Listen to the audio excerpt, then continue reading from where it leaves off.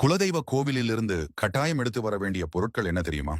உங்கள் வீட்டில் அளவுக்கு அதிகமாக கண் திருஷ்டி, எதிரிகள் தொல்லை மற்றும் எதிர்மையான விஷயங்கள் இது போன்று உங்களுக்கு தீங்கு விளைவிக்கக்கூடியவை இருக்கிறது என்றால், குலதெய்வ கோவிலில் இருந்து ஒரே ஒரு கைப்பிடி மண்ணை எடுத்து வாருங்கள்.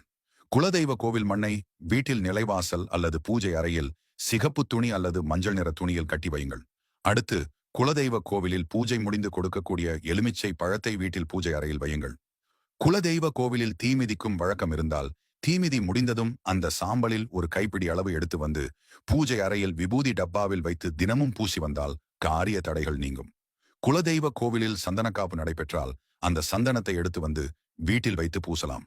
குலதெய்வ கோவிலுக்கு செல்லும்போது தாலி சரடு வாங்கி சென்று அதனை தெய்வத்தின் காலடியில் வைத்து எடுத்து வந்து பெண்கள் தாலி கயிறு மாற்றும் போது இந்த கயிற்றில் மாட்டிக்கொள்ளலாம். இவ்வாறு செய்தால் தீர்க்க சுமங்கலி பாக்கியம் கிட்டும், குடும்பத்தில் ஒற்றுமை உண்டாகும். எனவே குலதெய்வ கோவிலுக்கு சென்று இந்த பொருட்களை எடுத்து வந்து வீட்டில் வைத்தீர்கள் என்றால் அந்த குலதெய்வமே உங்களுடன் இருப்பதற்கு சமம்.